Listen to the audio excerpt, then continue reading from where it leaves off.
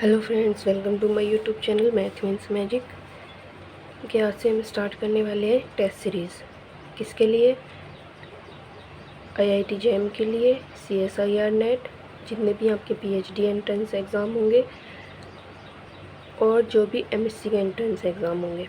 लेकिन हमारा focus main रहेगा सीएसआईआर नेट पे।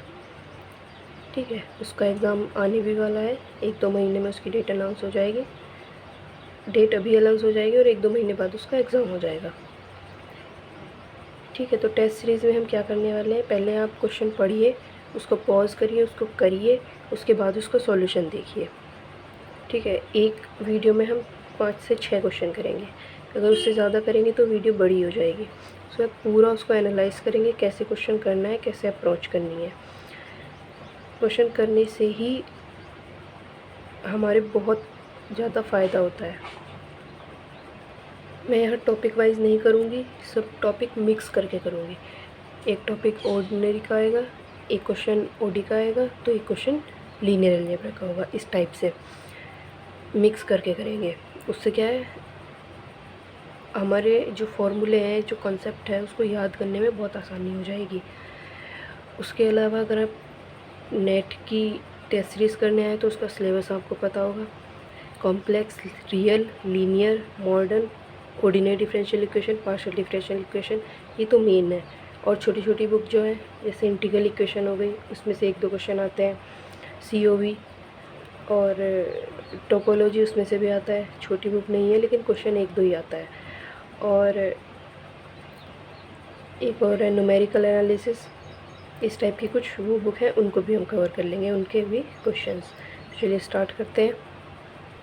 देखो पहला क्वेश्चन क्या है, the matrix of linear transformation T on R cube और R defined as T X Y Z equal to 2y + z x - 4y 3x with respect to the basis. उसमें basis भी given है। Basis क्या है, 1 1 1 1 1 0 1 0 0।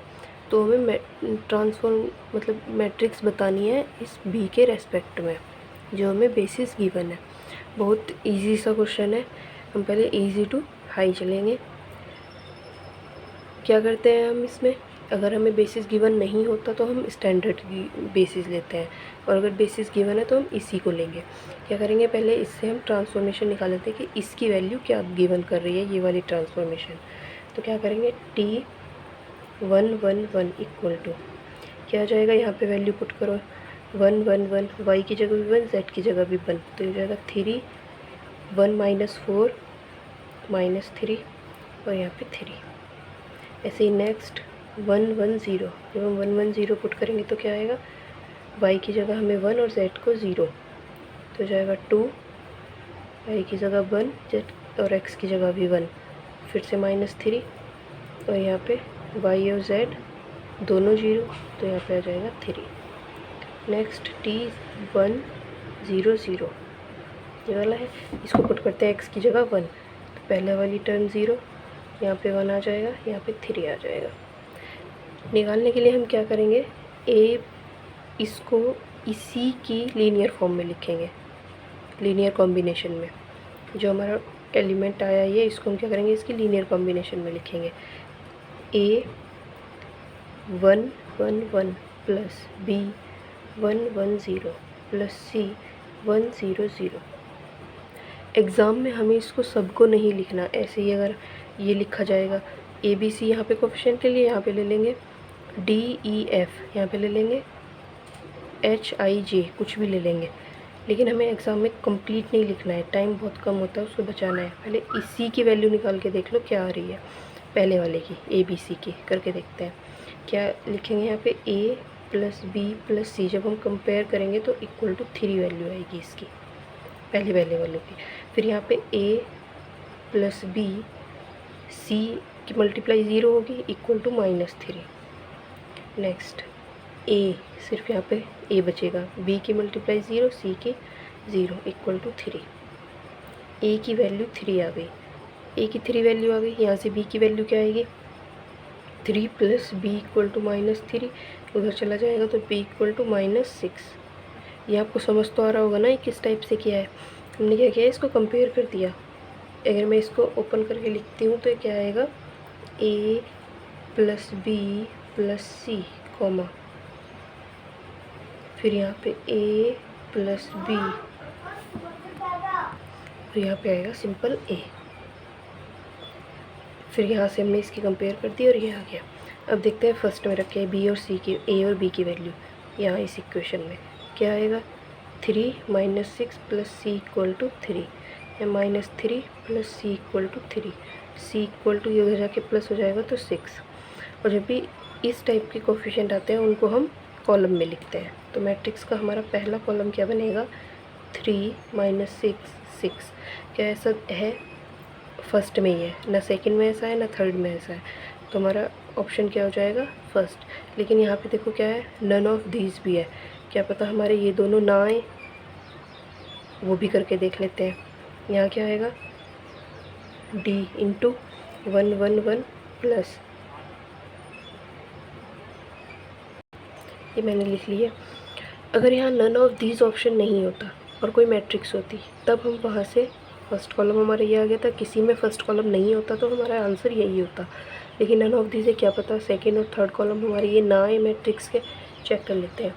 बहुत easy है, इसको लिख लिया हमने। फिर से यहाँ पे इसको कंपेयर करेंगे, क्या जाएगा, d plus e plus F, फिर से d प्लस ई, और लास्ट वाला आ जाएगा d।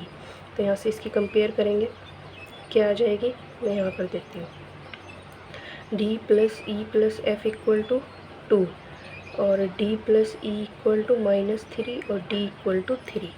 d इक्वल टू 3 है तो हमारा e क्या आएगा, यहाँ पे 3 रखेंगे, उधर जाके -6 हो जाएगा, फर्स्ट वाले उसमें रखते हैं, तो हो जाएगा 3 - 6 प्लस f इक्वल टू 2।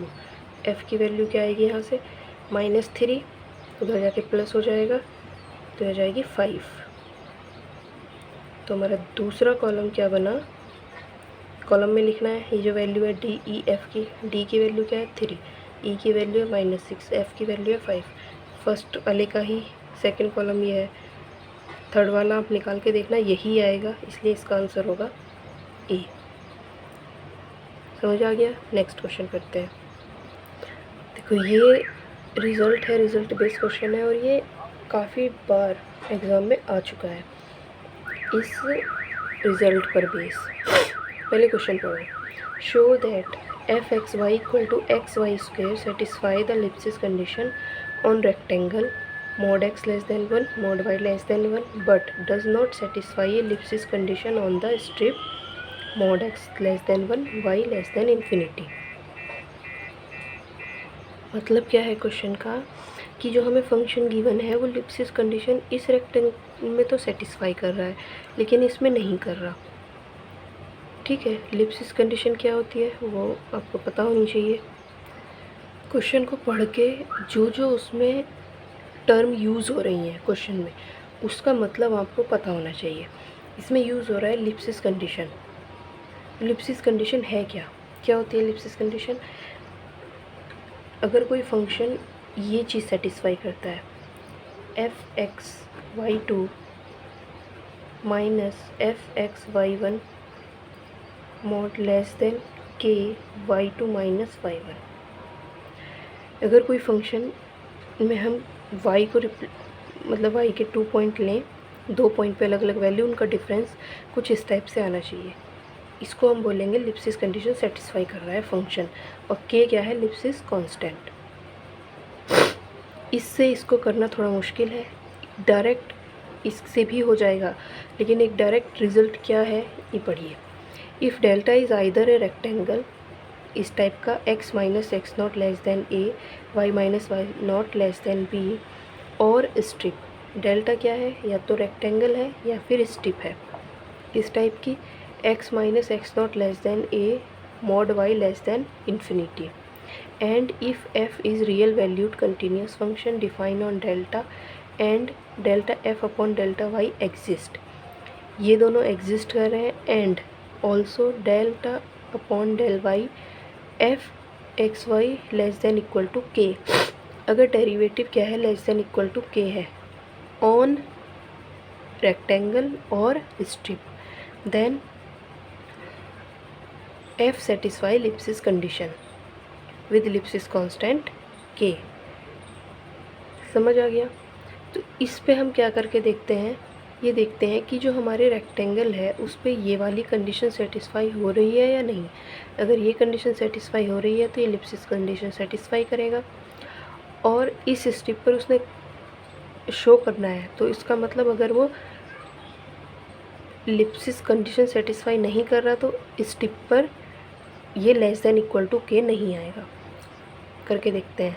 पहला फंक्शन लिखते हैं f x y square, f x y equal to x y square. इसको वाई के रेस्पेक्ट में डेरिवेटिव करो इसका।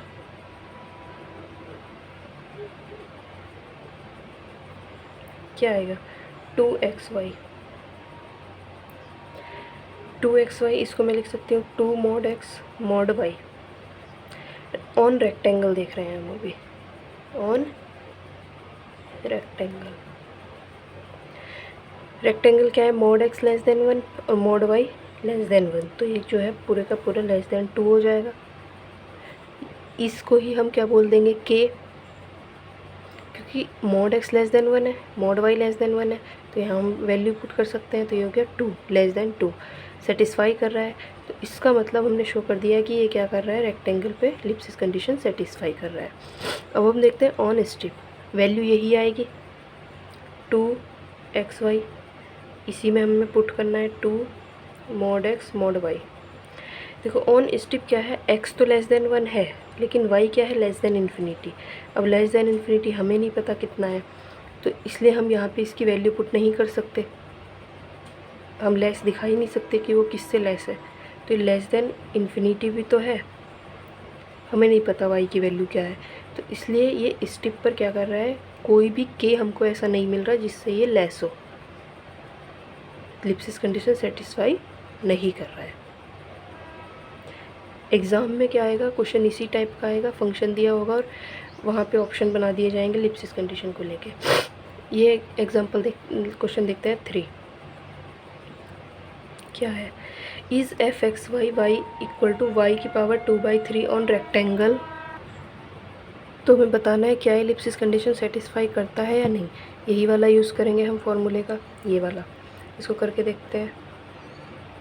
Del upon del y f x y equal to क्या आएगा, ये हो जाएगा y की पावर 2/3 माइनस 1, और ये हो जाएगा 2/3, सॉरी ये आ जाएगा 2/3 y की पावर माइनस 1/3, 2/3 1/, y की पावर 1/3।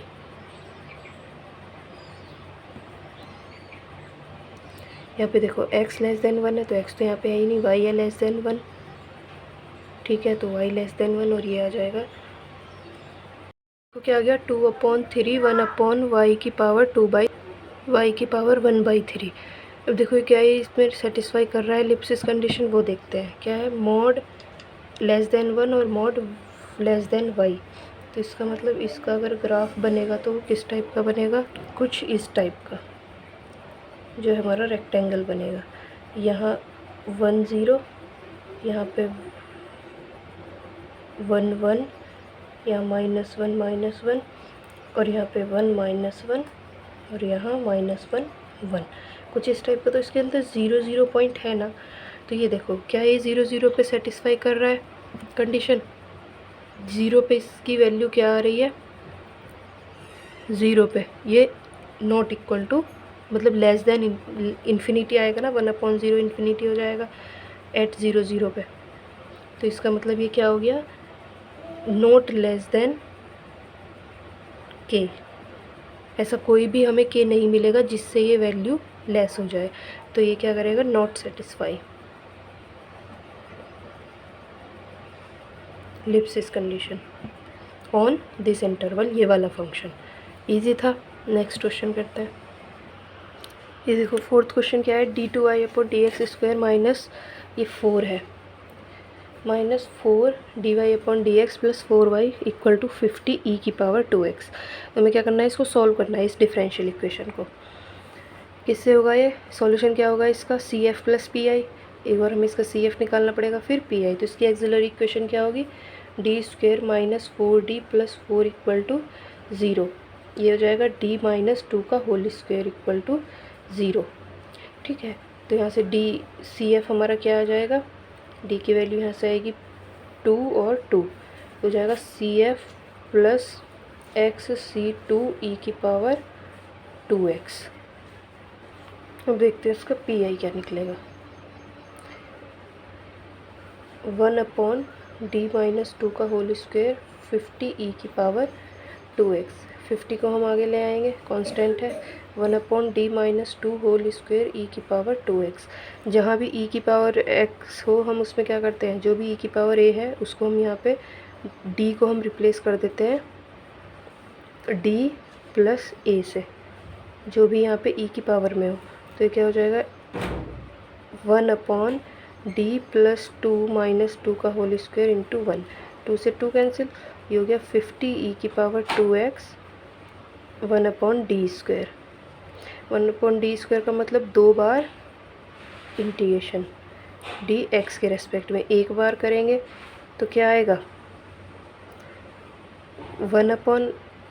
एक बार करेंगे तो आएगा x D x. Second time करेंगे तो क्या आएगा, एक्स स्क्वेयर अपॉन 2, और यहाँ से एक्स स्क्वेयर अपॉन 2, और इससे कटेगा तो क्या हो जाएगा 25 ई की power 2x into x square. तो यहाँ से वाई एक्स जो इसका सॉल्यूशन होगा वो क्या आ जाएगा, c1 प्लस एक्स सी2 ई की पावर 2x प्लस 25 ई की पावर 2x एक्स स्क्वेयर। बहुत ईजी था। देखो ये चीज़ें आपको करनी पड़ेंगी। अगर दो एक मतलब इक्वल रूट आते हैं तो हम किस टाइप से उसका CF लिखते हैं, किस टाइप से हम उसका, अगर यहाँ पे दो अलग अलग रूट आते तो हम कैसे लिखते हैं, और इसकी जो कॉम्प्लेक्स आते तब हम इसको कैसे लिखते हैं, ये आपको करना है। लास्ट क्वेश्चन करते हैं इस वीडियो का, देखते हैं क्या है। D Y upon D X plus 3y equal to E की पावर 2x। किस टाइप की इक्वेशन है ये, हमें सिंपल सा पता है कि ये p y equal to q, इस टाइप की इक्वेशन है। तो यहाँ से p क्या है 3 और q क्या है e की पावर 2x। तो इस टाइप की जो भी इक्वेशन होती है हम उसका सॉल्यूशन कैसे निकालते हैं, सबसे पहले उसका इंटीग्रेटिंग फैक्टर निकालते हैं। वो क्या होता है, e की पावर इंटीग्रेशन p dx। तो क्या आएगा 3 dx, p की जो हम 3 से रिप्लेस कर देंगे, ये हो जाएगा e की पावर 3x। उसके बाद इसका सॉल्यूशन कैसे निकलता है इक्वेशन का, y into integrating factor equal to integration integrating factor into q dx। ठीक है, तो y इंटीग्रेटिंग फैक्टर है e की पावर 3x इक्वल टू, यहाँ पे भी इसको लिखेंगे, q हमारा क्या है e की पावर 2x dx, ये हो गया e की power 5x dx। y e की power 3x equal to e की पावर 5x का क्या होता है प्लस c, e की पावर 5x का क्या होगा e की power 5x upon 5 plus c। 5 को हम इधर ले जाएंगे, ये हो जाएगा 5y e की power 3x equal to e की पावर 5x प्लस 5c आएगा, उसको हम न्यू नाम दे देते हैं c डैश। तो ये हो गया इसका सॉल्यूशन। आप कमेंट करके मुझे बता सकते हो कि आपको किस टाइप की टेस्ट सीरीज़ चाहिए, या तो टॉपिक वाइज चाहिए या फिर ऐसे ही मिक्स चाहिए। ठीक है, नेक्स्ट वाली वीडियोस में हम और अच्छे से अच्छे क्वेश्चन करेंगे। ये इजी थे इसलिए मैंने थोड़ा इजी से बनाए थे, पहली वीडियो थी। नेक्स्ट में हम कॉन्सेप्ट बेस्ड क्वेश्चन लेंगे और उन्हीं को हम, नेट पे हमारा फोकस है CSIR नेट पे, तो हम उसके अकॉर्डिंग इसको जितने भी क्वेश्चन है उसके अकॉर्डिंग करेंगे। ठीक है, इस वीडियो में इतना ही। Thank you.